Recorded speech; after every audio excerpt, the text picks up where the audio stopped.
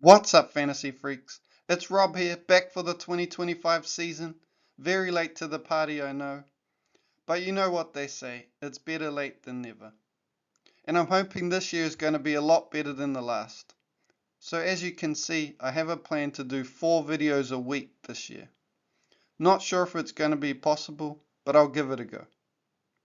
First up, I'll have Moderation Monday, where I'll go through my team's performance, highlighting the flyers and flops, and any early thoughts on who needs to go and who needs to come in. Next up will be Template Tuesday, where I'll compile a template team based on the overall ownership, and I'll compare this with the top 100 ownership. To build each squad, I'll work on some rules.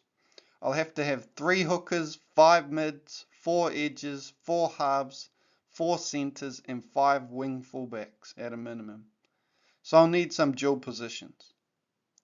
Not sure if this will help us or not, but we will see what happens. Next up will be Watchlist Wednesday, where I'll discuss all the players on my watch list for each position. I have a whole bunch of information in there that will hopefully help you make decisions on who you want in your team. Finally, I'll be live for Trade Plan Thursday, where I'll discuss my plans and lock in my trades and loops. If I can be asked, I might do some breaking news shorts and strategy shorts. But hell, I'll probably be struggling to maintain the 4 videos a week. So let's see how I go. So let's go through my watch list. I've created a legend here to show the players that I think we should buy, players that are a maybe, and players that we should avoid. The more greens we've got, the better that player is, and the more likely we should have them in their squad. So I've got ownership over 19% is good. That'll reduce the risk. If that player goes bad, more people are affected, so it reduces our risk for a big rank drop. For a role, I've got higher than 79%. Again, this is based on just my judgment. I haven't gone too in depth on this. It's kind of arbitrary really, but it's good to see if you know a player's got a decent role or not. PPM, great PPM over 0.79. I've highlighted in green. Those players, if they get more minutes, can really do damage, so you want to keep an eye on those players. X mins, so expected minutes, if they're higher than 60 minutes, that player, again, if they've got the high PPM, they're going to do well. And value, if they're more than 10 points of value, then they definitely should be in our team. So, going through the hookers, first I've broken them down into 3 brackets, 0 to 400k, 400 to 599k, and 600k plus. Mamazoulis is up first, 42% owned. He is great value, 15 points of value, and with Cook gone, he has the starting spot, so he's a no-brainer. Next up, we've got Pakes, 12% ownership. Not too sure on his role with Walters and Smoothie threats there. He's got a good PPM of 0.67, and I expect him to play 60 minutes, and so that gives him 9 points of value. We've got Havili. He had a head knock. He's back for round 1. He could get good minutes with Murray gone and spell Mam. But I've heard about Hubner getting the lock role, so we'll wait and see on that one. Brendan Hands, put him in because he can be a good asset if he gets the 80-minute job. We've got, moving into the mid-price players, Starling can be a beast with a 0.7 ppm, but at this stage I only project him to get 60 minutes, and that is 10 points of value, but with Paddy on the bench and with what happened last year with Levi getting heaps of minutes, I just don't want to go there.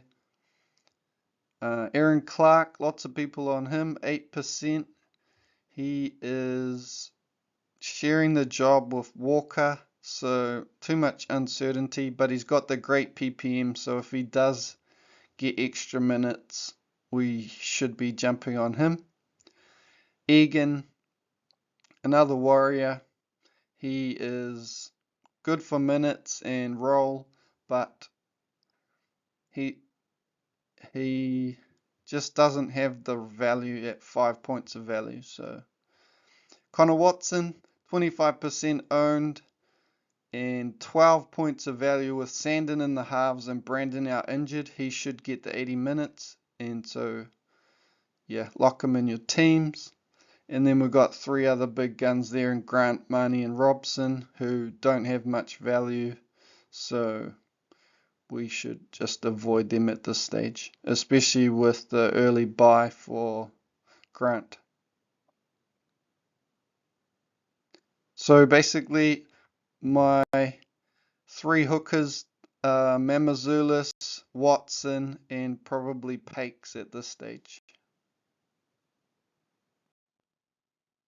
Moving on to the mids, we've got Royce Hunt. He's an avoid for me. He won't get the minutes. He's got dodgy knees. Enough said. Bentakura, again, he won't get the minutes, so avoid. Same with Wong. Who knows what his role will be.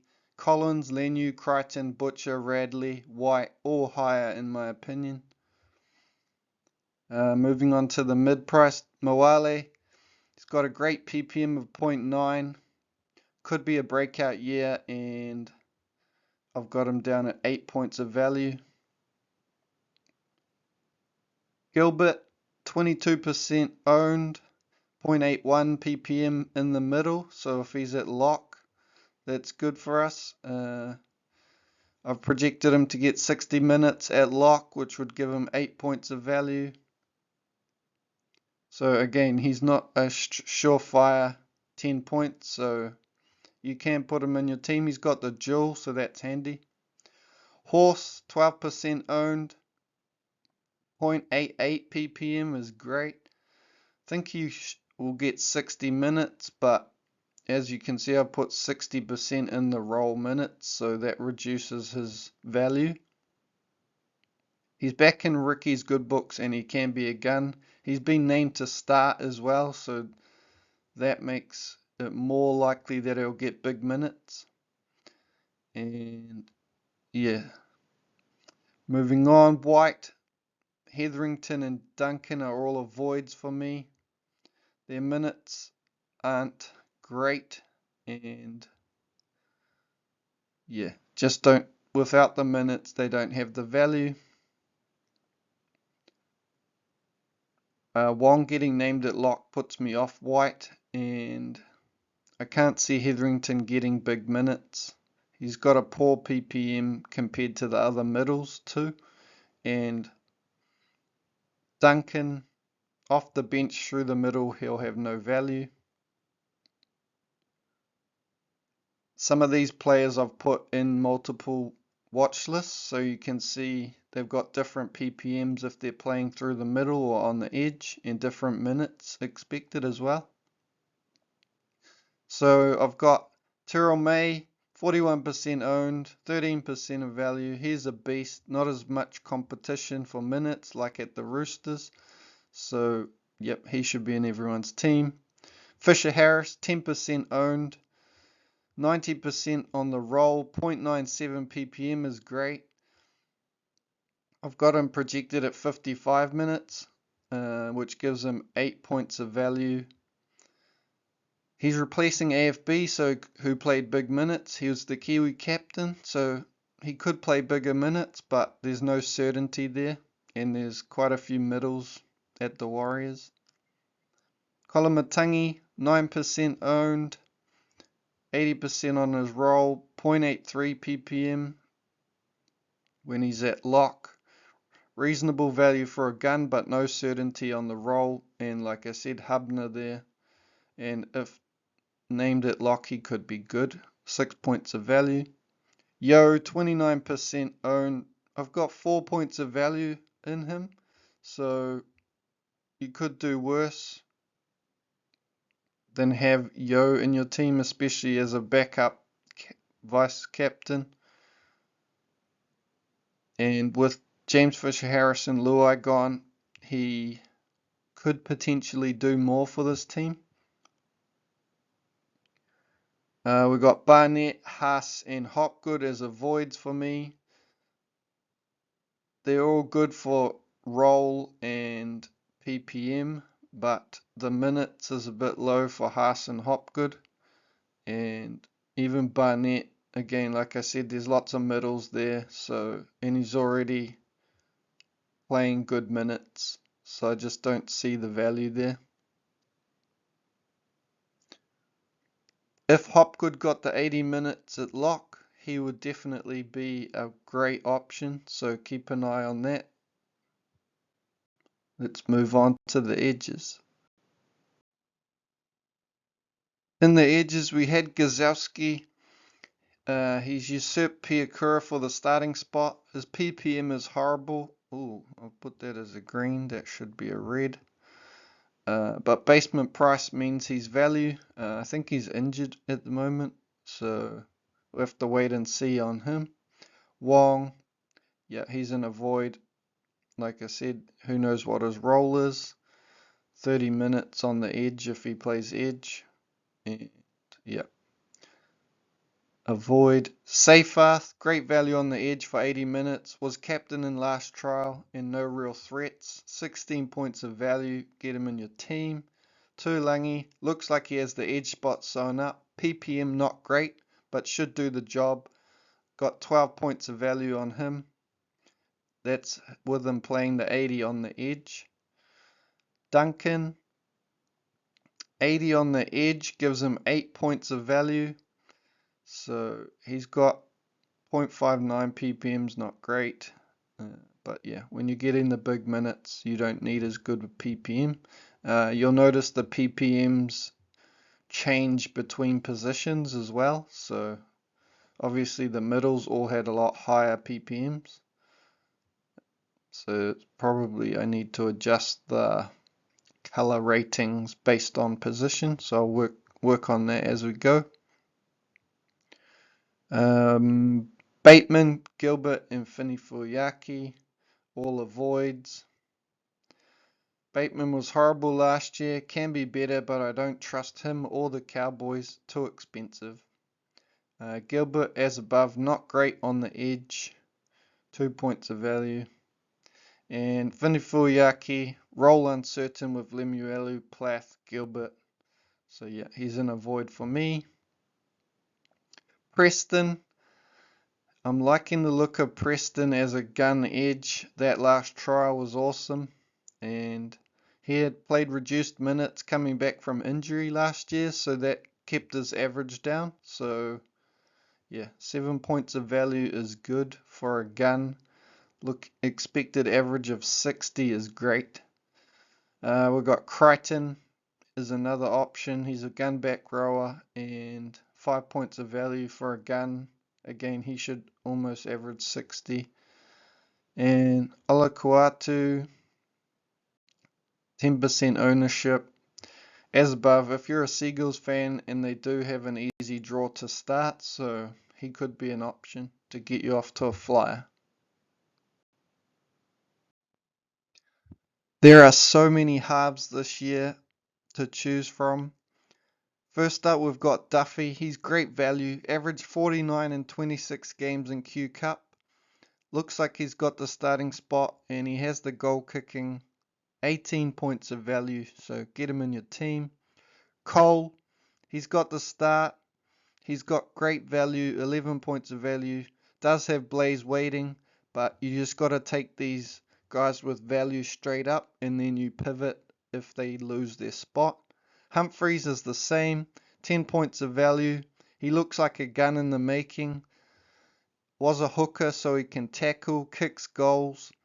Dodds didn't look that great, but he is a threat. But yeah, he's in my team. Sandon Smith, I've only got 8 points of value with him. He's got good job security with Brandon and Sam Walker out injured. He's an easy pick. So there's 4 cash cows straight up. Metcalf, the Warriors are his team for 2025. He's looking dominant, goal kicking, 40-20s. Boyd's a threat, and CHT will take some kick meters off him. Preferred him with Tamari Martin, but we just need to have him in our team. 32% owned, so don't miss out on Metcalf. Munster, he's good value for a gun, 50 plus player, but round 2 buy and better options. Chanel Harris Tavita, 5 points of value. Definitely like him at 6 for the Warriors, and that could be good for us. And Ilias, not much to say. Just put him in as Fantasy Pro projects 150k value. In the guns, we've got Cleary, of course, 57% owned. He should be 100. He's the GOAT. He's got value, and he should be our captain. Expected average of 70. Fogarty, he's a little bit of value, and if the Raiders go on a run, he could be good. And same with Burton. So, if you're a fan of either of those teams. Right, let's move on to center. So we've got Toya for the Roosters at 230k. Got to have him in your team. 22 points of value. Hopefully he keeps the spot and the Roosters play better. Purdue, 27% owned. 8 points of value. He's a halfback playing in the centres, and I don't like it. I don't think he lasts long. Labutt is coming back from injury, so he's a risky play to me. But at 8 points of value and at 250k, I might still have him in my team. Bird, on the other hand, getting pushed to the bench. Last trial wasn't good. Twile looked good as well. So don't like this pick now he's not starting. Garrick, he's dual position and a bit of value at 5 points. Nice run for the Seagulls to start with 5 home games out of 7. He can be a season keeper in the centres and wing fullback. He gives you that flexibility. So he's in my team purely for squad balance, and so you don't have to waste trades in those positions, centre and wing fullback. There's not a lot of value there generally, and they're the worst performing positions. We've got Howarth, 5 points of value, dual position. Buy around 2 makes him less appealing. And Bradman Best, 5 points of value as well. He can go big, and the Knights have a nice run to start the season, so he could be a good pod. At 6% owned. Lucas, I've got him in my team. He's 5 points of value. Underpriced gun in the centres. And yeah, if you can get a centre averaging in the 50s, that is good. 0.69 ppm is the highest along with Farnworth, so yeah, I think everyone should have him in their team. Fermor, don't see any real value, and Farnworth, no value, but he's a gun, so it's always good to have guns in your team, but I'd be looking for better value. Moving on to the wing fullback. So we got Nawakana. Whoa, that's a tough name to say. We'll just pass on that one. 0.54 ppm. Not that great. 21% ownership is high. He's got the physical attributes, but Billy Smith might take his spot, so he's an avoid for me. 10 points of value though, so you could do worse. Tamale, average 35 in games over 70 minutes. Signed a 3-year deal. He's got game. Hopaware there makes him risky, but I think I want to jump on him. Watch a highlights video of him. He's a beast. Munro, 8 points of value, but with no Latrell, that has to hint the Munro's output, but could be okay value. Iongi, 50% ownership, so I think we just have to have him based on that. He's got some value at 8 points. Papali'i's a threat, but probably not. And yeah, I think he's the safe play at wing fullback. Brimson, 10 points of value. Looked great in the last trial. Can be explosive. By round 1 makes him tough to take. But 0.67 ppm, as you can see, compared to those other 3 in this bracket, is a lot higher. So that's where he gets that value. Tuivasa Sheck, 8 points of value. Only played 3 games on the wing last year and he scored a try in all 3. So that makes his expected average high. And I don't think he can maintain that. So I'm going to avoid Roger. Mazu, people think he's an option. He needs to get back to 2023 form to be value. He had a 0.66 ppm in 2023, but only a 0.5 last year. Avoid Pappenhausen. He's got a little bit of value. Injuries have plagued him. Early buy, not worth the risk. Jaden Campbell. Brimson's not a kicker, so Campbell will do most of the kicking. And with 4 and out, it's locked in for the halves with Brimson and Campbell, which is great for us. We should all have Jaden Campbell in our team. He's a classy footballer, and as we saw in the last trial. Ponga at 32% owned. Again, averaging expected average of 60, 61, 7 points of value. The Knights have a good run to start. He's likely to do more kicking with Sharp at 6 and Gamble at 7. I think he's got to be the gun along with Jaden Campbell. But, and that's the thing, is that you could go without Ponga because Campbell is the better option, in my opinion, if you want to squeeze value somewhere else in your team. So yeah, that's the watch list. I didn't go through all the numbers and stuff through everything, so you're welcome to pause the video and you can have a look, see what I've projected. And maybe you've got some comments on some of my projections and I can have a look and fix it up. But yeah, we will leave it there and I will see you in the next video.